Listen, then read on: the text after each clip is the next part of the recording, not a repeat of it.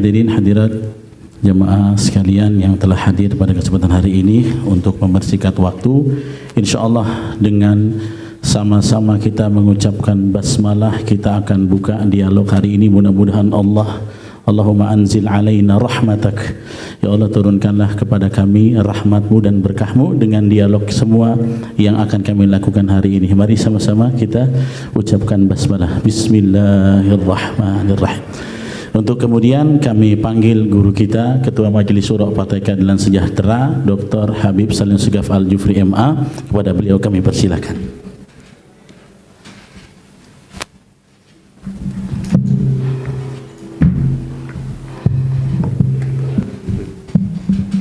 Masya Allah. Ketemu lagi. Allah. Baik.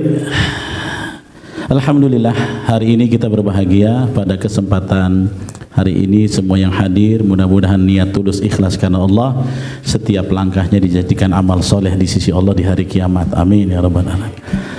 Pada kesempatan kali ini kita akan berdialog dengan waktu yang sangat terbatas sebenarnya ya. Kami mohon maaf karena memulainya cukup terlambat, tetapi tidak mengurangi segala kebaikan. Hadirin hadirat rahimakumullah, adapun tema sebagaimana yang tadi beliau sudah sampaikan di Masjid Sultan Riau Penyengat, di antara misi utama beliau hadir di Kepulauan Riau adalah bagaimana mewujudkan satu wahdatul ummah, persatuan umat, kesatuan bangsa. Ya, sebagaimana filosofi orang-orang tua kita dulu, kalau ada sapu lidi cuma 2 batang, membersihkan kotoran berat rasanya. Harus satu kesatuan yang diikat dengan satu simpul agar sapu lidi itu bisa menjadi satu kekuatan besar untuk bisa menjadi sesuatu yang bermanfaat. Kotoran sebanyak apapun, sebesar apapun bisa kita atasi asal apa? Asal simpul persatuan kita, kebersamaan kita bisa kita perkuat. Karena itu pada kesempatan dialog kita hari ini yang dihadiri oleh para ulama, para tokoh, para kiai, para asatidz, para hufad juga nih Ustaz, jadi banyak dihadiri para hufad juga. Bagaimana kita hari ini akan membincangkan peran ulama, peran tokoh dan semua simpul-simpul umat untuk mewujudkan dan memperkuat persatuan dan kesatuan bangsa. Sebagaimana yang tadi dibacakan oleh Qori, ya, agar memang dalam mengikhtiarkan kebaikan, kemaslahatan, wal takum minkum ummatu yad'una ilal khair, itu memang harus bersama-sama. Karena dalam ayat selanjutnya Allah katakan wala takunu kalladzina tafarraqu, jangan kamu bercerai-berai apalagi berselisih. Begitu juga yang beliau sampaikan di Selasar Masjid Sultan Riau Penyengat adalah bagaimana kita ini punya potensi besar, tapi kalau kita tercerai-berai, kalau kita seperti 2 batang sapu lidi, kita tidak akan bisa menjadi satu kekuatan besar. Ini yang mudah-mudahan bisa kita elaborasi bersama agar bangsa Indonesia yang besar, heterogen, punya berbagai macam latar belakang yang sangat positif potensinya, bisa kita jadikan satu genggaman besar. Mudah-mudahan bangsa Indonesia akan menjadi negeri yang baldatun thayyibatun wa rabbun ghafur. Ini dari pengantar kita, nanti kami akan buka juga dialog mudah-mudahan dengan waktu yang terbatas. Maka sepenuhnya setelah saat ini kami persilakan kepada Dr. Salim Segaf Al-Jufri untuk menyampaikan wejangan-wejangannya. Mudah-mudahan Allah Subhanahu wa taala memberikan kesehatan beliau, memberkahi umur beliau. Kepada Ustaz Salim kami persilakan, falyatafaddal mashkura. Bismillahirrahmanirrahim. Assalamualaikum warahmatullahi wabarakatuh.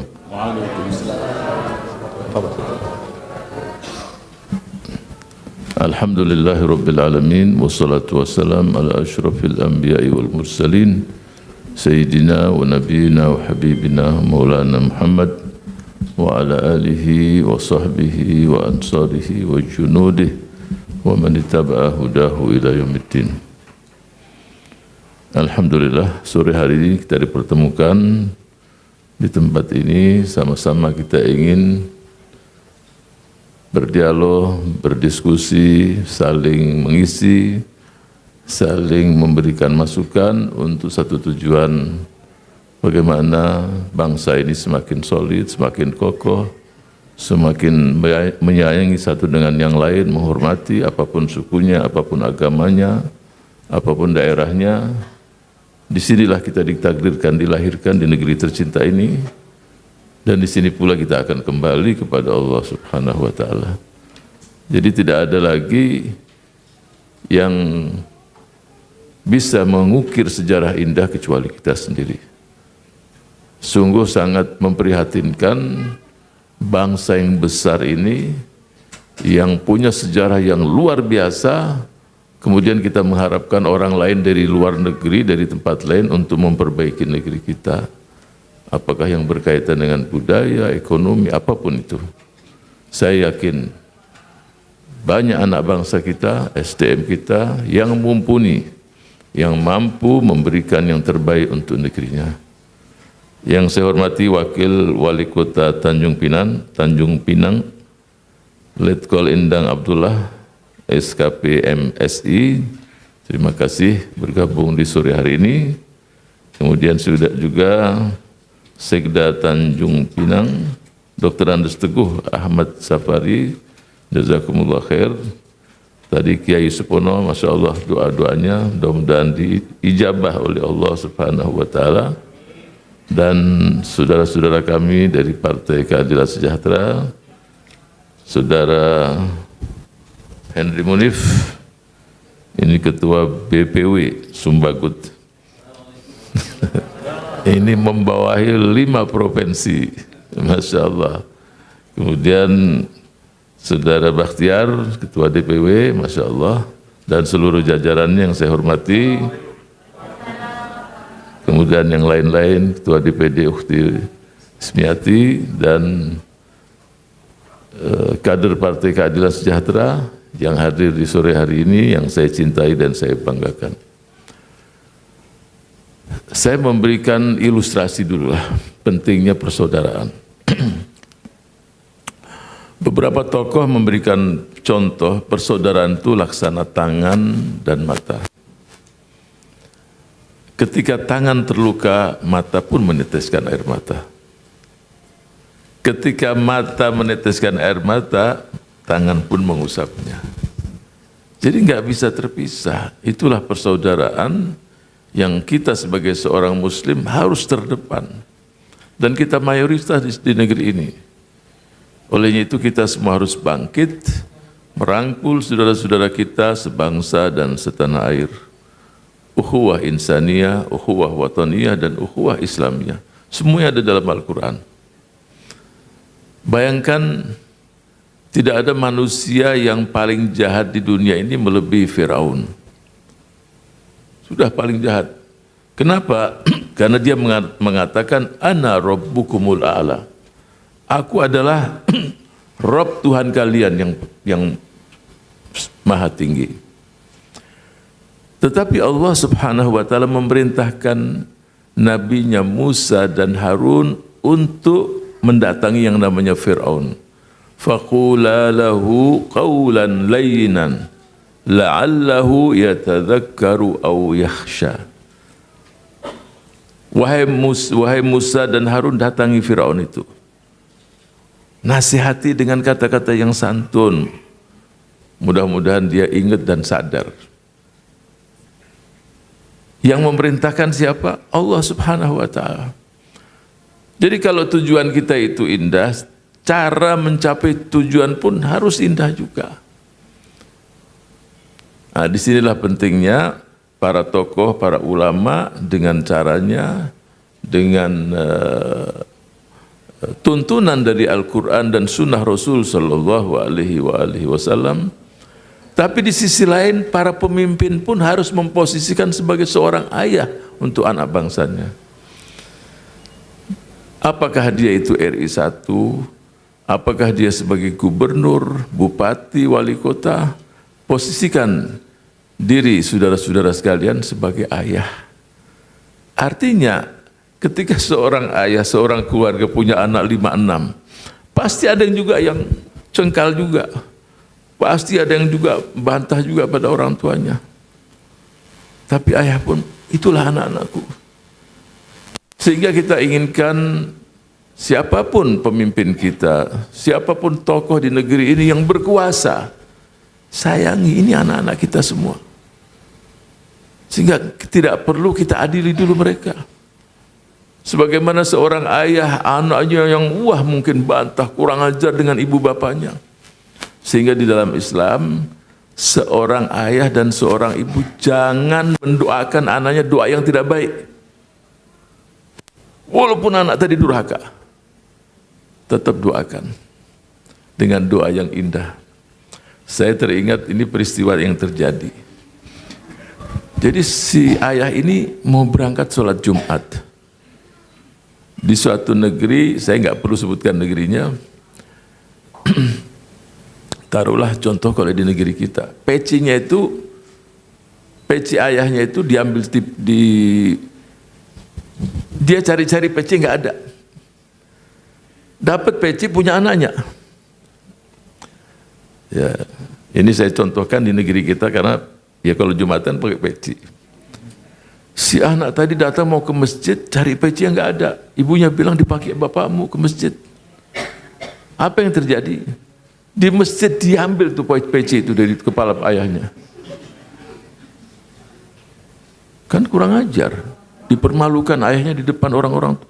Kenapa ya bawa peciku? Ini ditarik.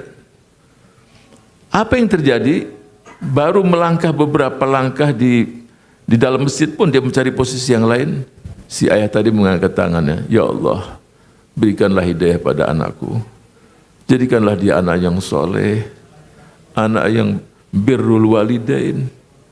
Itu si anak saat itu berbalik dan cium kaki bapak semua saat itu juga. Kan bisa aja dia doakan, terkutuk kamu wahai anakku. Tidak. Nah ini saya ingatkan bapak-bapak ibu-ibu, kalau punya anak kurang ajar jangan doakan doa yang celaka. Dia angkat tangan, dia doakan. Itulah anak yang paling birrul walidain di rumah setelah itu. Jadi anak si ayah itu yang paling terdepan, yang paling taat, dialah yang tadinya kurang ajar itu. Itulah yang kita harapkan. Di satu sisi para ulama, para tokoh, kalaupun ingin menasihati, mengkritisi eksekutif kita, jangan lukai hati itu sendiri. Ya. Sangat indah datangi berdua di rumahnya, apresiasi keberhasilannya. Setelah itu, Masya Allah Bapak luar biasa ini. Kalau ini disempurnakan begini lebih indah lagi. Orang senang. Dan itulah perintah Allah Subhanahu wa taala kepada nabinya, rasulnya Musa dan Harun. Apalagi kita. Siapa kita dibandingkan atau siapa ulama-ulama yang ada sekarang kalau dibandingkan dengan Nabi Musa dan Harun. Dan siapa pula di negeri ini tokoh apapun yang levelnya seperti Fir'aun tidak ada. Semua pasti di bawah.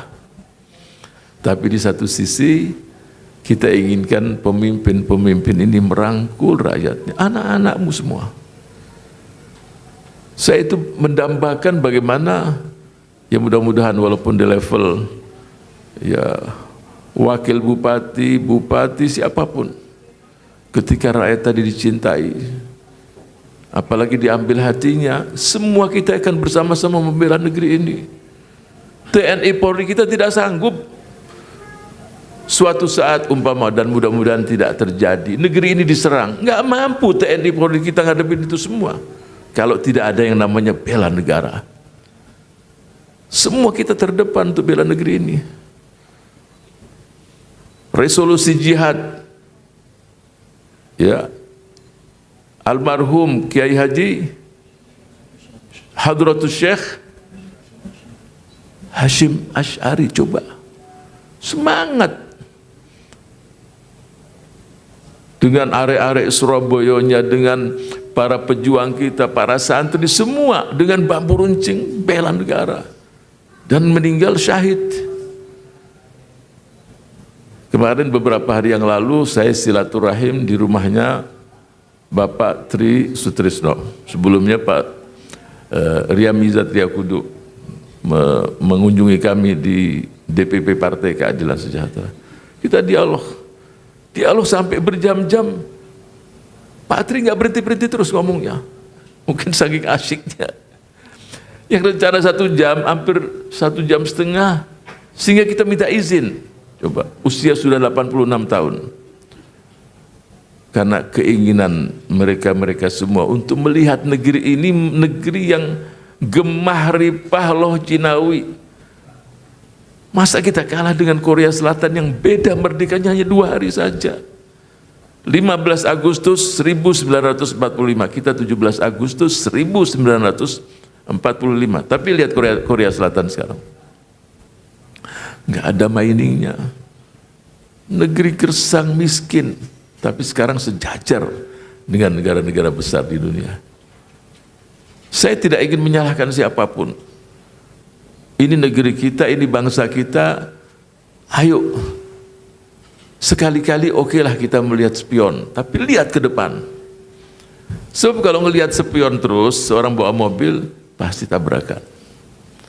Udahlah, yang sudah lewat kita tidak perlu mencari-cari kesalahan.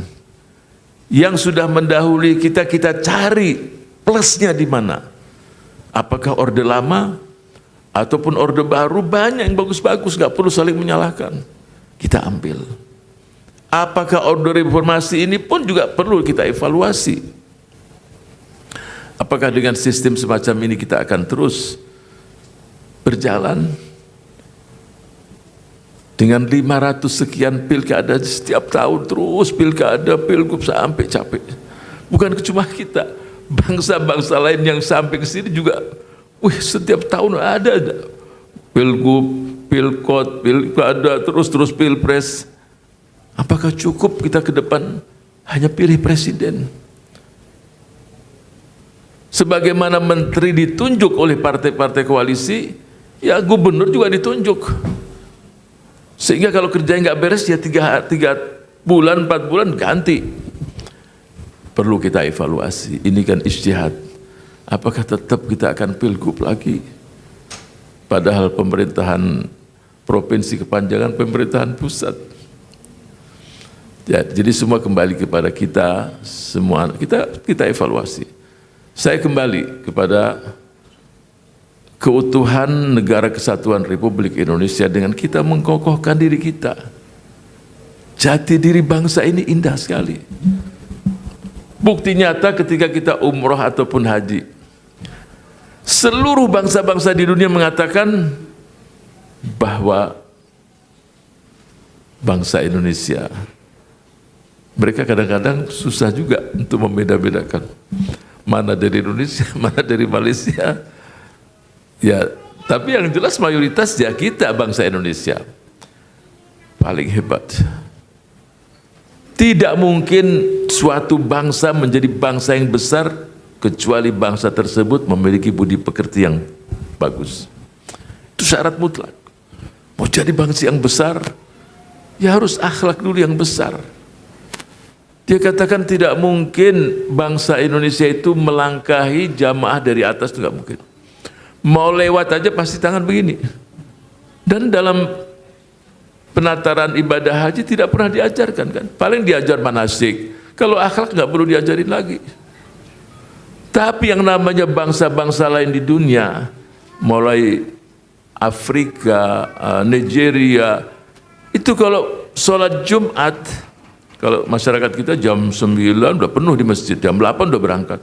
Kalau mereka kurang setengah jam, 1 jam baru datang. Tapi nanti dapat soft pertama atau kedua, karena dia ngelangkah terus. Setelah dia langkah, nanti dia lihat kiri kanan. Yang dia lihat wajah-wajah kita, wajah-wajah Melayu, wajah Indonesia, wajah yang masih alal fitrah, wajah yang tidak ada dosa. Sarung sama batik ya, Ustaz. Ciri khasnya sarung sama batik nih. Jadi pasti dia lihat Indonesia wajah-wajah. Coba kalau dia duduk di depan Turki atau Mesir, ribut pasti. Yang dilihat ini, bayangkan ketika dia duduk, ini yang dari Asia Tenggara, Indonesia ini 3 orang dia sendiri. Sudah tertutup ini 3 ini. Wassalam yang 3. Yang tiga ini, yang apalagi yang baru pertama kali berangkat ibadah haji, ini siapa ini makhluk ini? Apa malaikat? Gak mungkin malaikat warnanya hitam gelap lagi kan? Apa jin? Gak ada yang ribut coba. Walaupun terakhir sujudnya itu di punggung dia juga. Itu. Jadi gak pernah ribut, gak pernah ini. Sehingga kalau lihat jamaah haji kita bukan satu jempol, dua.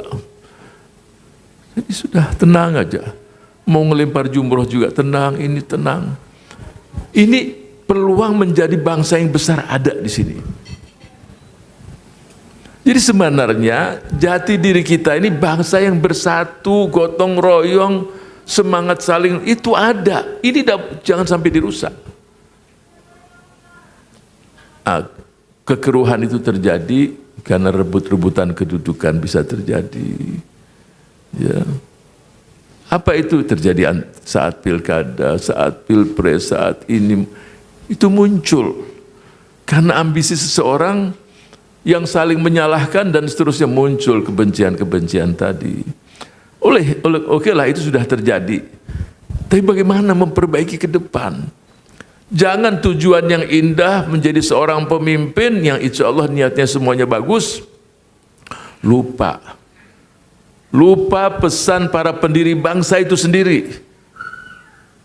Ini para pendiri bangsa, para perintis kemerdekaan, mereka berjuang kadang-kadang 6-8 bulan tidak pulang rumah dan tidak menunggu ucapan terima kasih.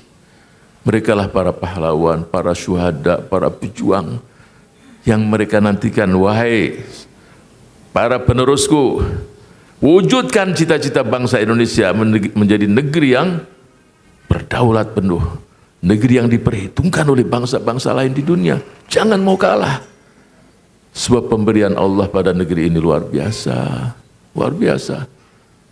Mungkin sebagian kita tidak pernah keliling dunia. Di negeri lain tuh 40 derajat di bawah nol, 30 derajat di bawah nol, 4 musim. Kita ini sekarang ini ke depan yang akan terjadi perseteruan antara bangsa-bangsa di dunia, yaitu negeri kita ini. Mataharinya cukup. Yang menjadi perseteruan ke depan food, makanan berlimpah ruah di negeri ini. Air ada, matahari, itu syaratnya. Dan itu sepanjang tahun.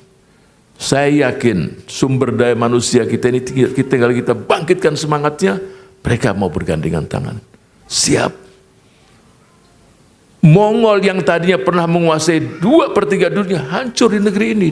Kalau kita baca kerajaan Singosari sebagai cikal bakal kerajaan Majapahit di Jawa Timur, 1000 kapal diusir, yang satu diiris telinganya, ngamulah Mongol. 8 tahun berikutnya dikirim 3000 kapal ke Indonesia ini.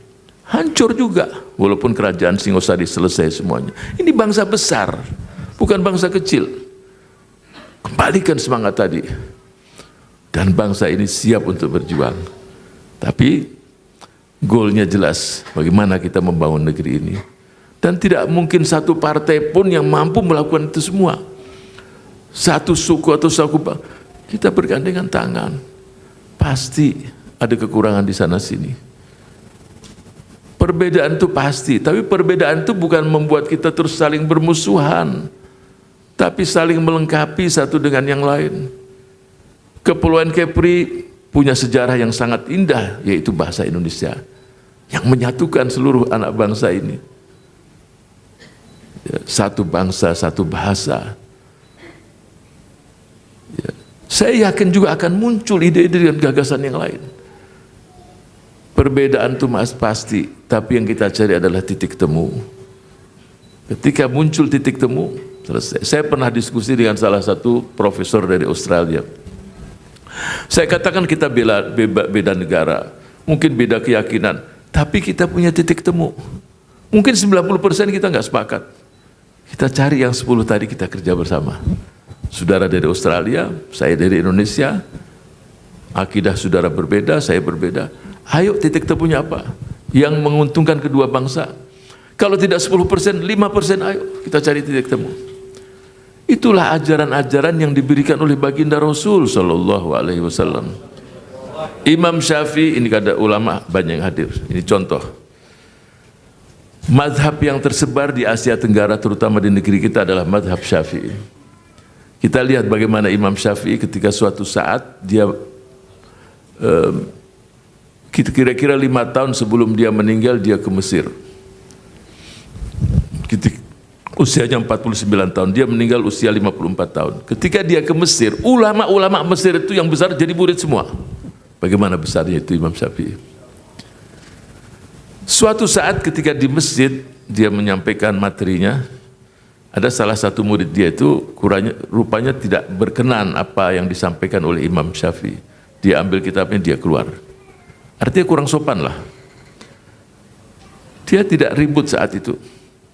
Jam 8 malam diketuk rumah si murid tadi. Namanya Yunus bin Abdil A'la. Nanti yang punya YouTube dibuka, Yunus bin Abdil A'la.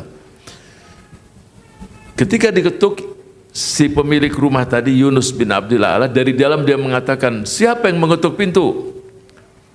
Dia tidak katakan Imam Syafi'i. Dia sebutkan namanya, Muhammad bin Idris.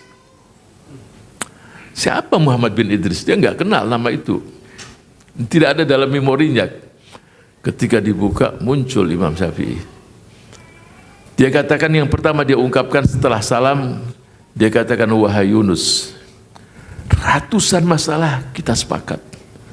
Apakah dengan satu masalah yang terjadi pagi hari ini kita berpisah? Wahai Yunus, jembatan yang kau bangun bersama-sama itu jangan kamu runtuhkan. Suatu saat jembatan itulah yang kau akan pakai untuk kembali. Wahai Yunus, kasbul qulub aula min kasbil mawaqif. Wahai Yunus, mengambil hati orang jauh lebih penting daripada kita masing-masing dengan mau menang sendiri. Wahai Yunus, kalau ingin mengobati yang sakit jangan dibantai, obati penyakitnya. Orangnya jangan dibenci. Panjang. Ini salah satu ungkapan. Perbedaan pasti ada, tapi jangan dibenci manusianya. Orang berbuat kesalahanlah yang kita tidak suka, kita perbaiki, tapi orangnya jangan. Kita berbeda agama dengan kelompok yang lain, jangan dibenci orangnya. Dia sebagai manusia, ciptaan Allah Subhanahu wa taala. Hormati, kasih sayangi. Bahkan mereka yang memberikan minuman kepada anjing, seperti yang kita baca dalam hadis, masuk surga karena ciptaan Allah. Sehingga rasa ukhuwah, persaudaraan, apalagi satu bangsa, satu bahasa, satu negeri, kita prioritaskan. Mengambil hati Allah yang bisa menyatukan bangsa ini. Kalaupun orang bermusuhin kita, jangan dibalas dengan permusuhan juga. Jadilah engkau pohon yang rindang, yang banyak buahnya. Kunu kal asjar, yarmuna nas bil ahjar, wa tarmihim bistimar. Jadilah engkau pohon yang rindang, yang banyak buahnya. Manusia melempari dengan batu, dibalas dengan buah. Kalau orang benci dengan kita, emosi, maki-maki, jangan dibalas dengan bahasa itu, sebab engkau memposisikan dirimu seperti dia juga. Itulah peran ulama. Di sisi lain, itulah peran eksekutif kita. Dan di sisi lain, para anggota dewan kita berpikir, tampung unek-unek masyarakat, kunjungi mereka, ya, pikirkan apa yang mereka rasakan. Mereka adalah saudara-saudara kita. Sehingga saya katakan, banyak masalah itu bisa terselesaikan, tidak semuanya dengan uang, tetapi dengan kita mampu memberikan motivasi, semangat supaya dia mandiri. Contoh umpamanya, ketika kita melihat kelompok fakir miskin, orang tua, kita posisikan ini orang tua kita. Berarti perhatian. Kalau orang tua yang miskin itu kita anggap dia tidak ada hubungan kerabat, berarti tidak selesai. Anak-anak di jalanan mungkin di pangkal di Tanjung Pinang tidak banyak, tapi di Pulau Jawa yang di jalan, oh ini anak-anak kami, yang seusia ini saudara kami. ini kakek kami, nenek kami. Kalau itu terjadi, ya terselesaikan masalahnya. Saya pernah dialog saat haji di Mina. Mungkin yang dari Indonesia saya sendiri. Saya diundang untuk dialog membicarakan masalah haji. Yang kredit, yang melempar, saya katakan satu rumusnya. Kalau para jamaah tadi melihat mereka-mereka yang ada di situ adalah ayahnya, ibunya, saudaranya, anaknya, tidak mungkin dia akan menyakiti. Bagaimana dia akan menyakiti yang lain? Dia lihat ayah, oh silahkan bapak. Bapak melempar jumrah. Bapak tawaf di depan. Gak mungkin seorang anak itu menyakiti bapaknya. Tetapi kalau dia melihat ini adalah orang lain, aku tidak punya kekerabatan, itulah permasalahan itu akan terjadi. Tidak mungkin seorang ayah itu, seorang anak membiarkan ayahnya minta-minta di jalan, atau saudaranya, atau anaknya. Pasti diangkat. Perasaan-perasaan semacam ini tidak hanya retorika saja, tapi harus dibuktikan. Olehnya itu, kita dalam Munas, ini di PKS, saya ingatkan juga, Munas ke-5 tahun 2020, visi kita adalah menjadikan partai ini pelopor untuk mewujudkan cita-cita nasional bangsa Indonesia sebagaimana yang termaktub dalam Undang-Undang Dasar 1945. Siap mewujudkannya? Siap. Siap. Takbir. Allahu Akbar. Merdeka. Merdeka. Harus semangat itu ada. Itu tidak tagline berkhidmat untuk rakyat, bukan hanya retorika atau slogan saja, harus dibuktikan. Buktikan bagaimana, kalaupun kita tidak mampu menyelesaikan, kita dengar aspirasi, kita bicara di DPR, kita bicara dengan para eksekutif kita, bagaimana dalam anggaran, kemampuan anggaran kita. Masyarakat juga paham. Tidak semua itu diselesaikan dengan membalik tangan selesai semua. Tapi tanpa keikutsertaan dan semangat dari anak bangsa dan masyarakat yang dalam keadaan sulit untuk bangkit menyelesaikan masalah, tidak akan selesai. Tapi saya yakin dengan persatuan, dengan sifat-sifat yang sangat mulia yang kita miliki di negeri ini, banyak masyarakat akan terselesaikan. Dan pasti juga Allah akan memberikan jalan keluar. Walau anna ahlal qura amanu wattaqau lafatahna alaihim barakatim minas sama' wal. Itu janji Allah. Kalau seandainya penduduk negeri amanu, beriman, bertakwa, lafatahna, pasti aku akan bukakan keberkahan-keberkahan yang di langit maupun di bumi. Siapa yang mengatakan? Dialah Allah Subhanahu wa taala. Dialah yang menciptakan kita, dialah yang menciptakan seluruh alam semesta, dan pasti Allah tidak akan mengingkari janjinya. Semoga kita tergolong mereka-mereka yang mampu mewujudkan cita-cita para pendiri bangsa. Amin ya rabbal alamin. Wassalamualaikum warahmatullahi wabarakatuh. Waalaikumsalam.